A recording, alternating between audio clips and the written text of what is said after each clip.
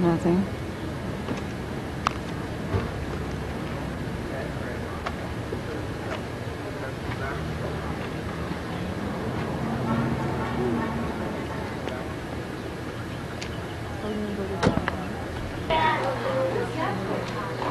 This is Rolene Garrison for Eye on LA. This little bat.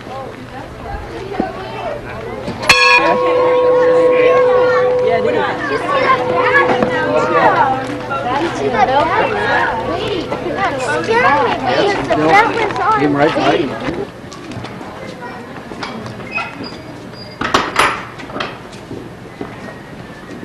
This whole goes to the end of the tour. Now, the story about the castle was really that of two men, Albert Johnson and Walter Scott. Walter Scott was one known as Death Valley Scotty. He was sort of a pseudo-prospector who ran away from home in Kentucky at the age of 11 and became a cowboy out west. He eventually landed a job at the Buffalo Bill Wild West show. He did that for 12 years, touring the East Coast in Europe as one of their cowboy performers. Now, he got the best education with that group, and that was of showmanship.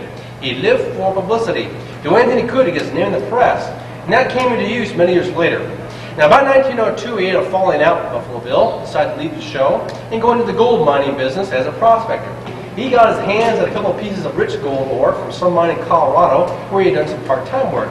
He took those back east looking for prospective investors, telling them that those pieces of ore came from his gold mine out here in Death Valley.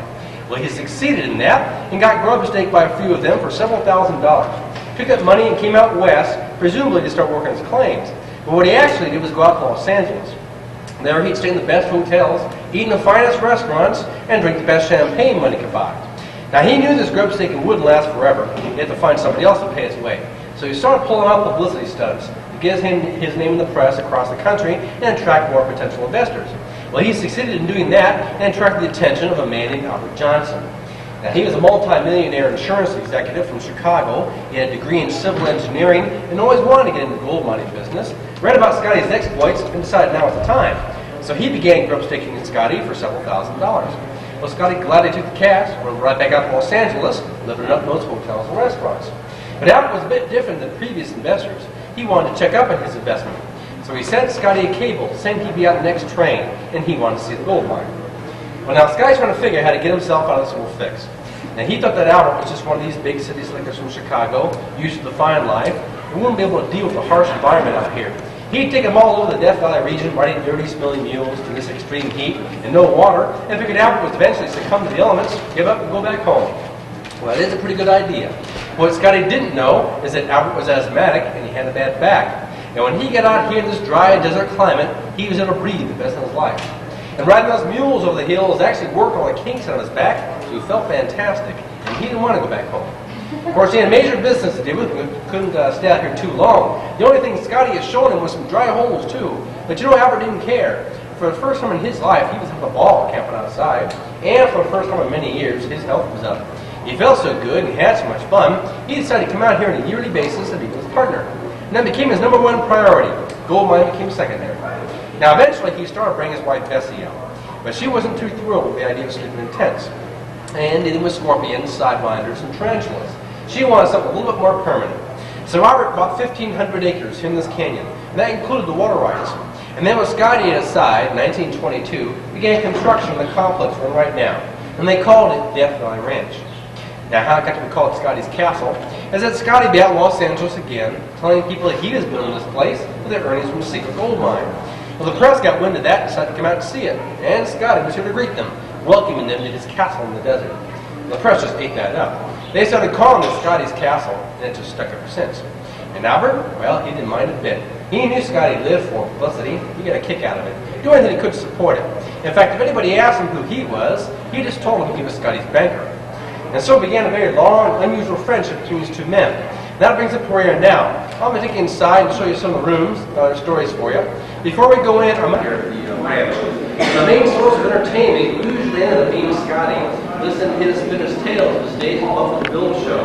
Scotty would be in that chair, now on his left, the guests with these two couches. And this is a very comfortable room for those guests to be in. Little gathering with the water rights they had out here. It's a spring that originates from a mile up the canyon, flows at the rate of about 200 gallons per minute year round. By the time it comes down here and gets into the plumbing, it's at a natural pressure of about 95 pounds per square inch. So they had no need for pumps. Now, although that water coming through, they had a lot more they needed for drinking and cooking. So I can make use of it for some purposes.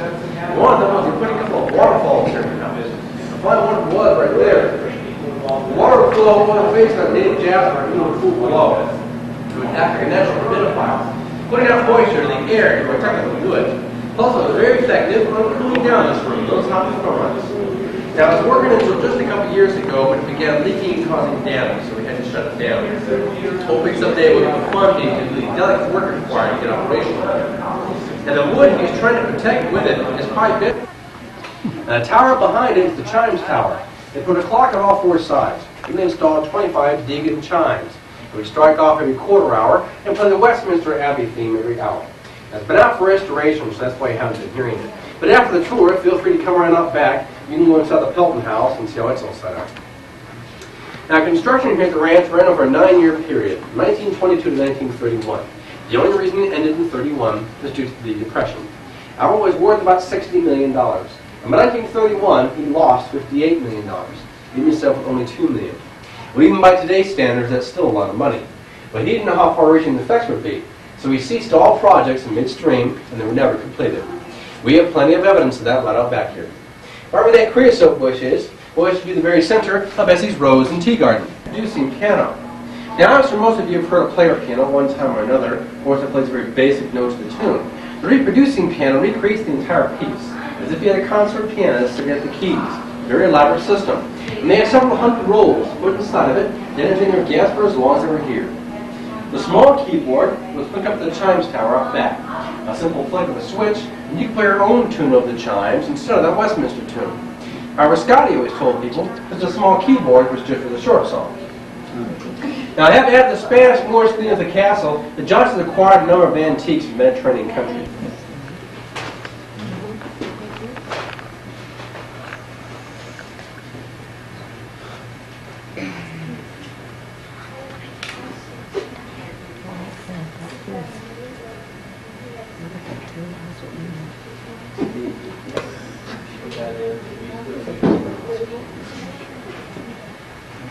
Everything you see here is that. I understand. Then he had his desk within the alcove. Well, when Bessie found out the plans didn't call for a formal dining room, she got a bit peeved and they had an argument. You know, to tell for one. So, of course, the men heading the dishes, most of what you see came from Europe, in particular Spain and Italy.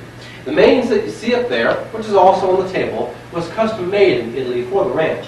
It has a crest in the center with the initials DVR for Death Valley Ranch, and the initials J and S for partners Johnson and Scott. And there's a number of Spanish phrases carved on some of the beams throughout the house. The most noticeable one is right up there above the breakfast nook. A que dicha. Basically, it translates into what joy or what good fortune. And that reflected the feeling Albert and Bessie had here at the ranch. But Scotty's rendition was a bit different. His was "Ah, por el dia." This chair must be old.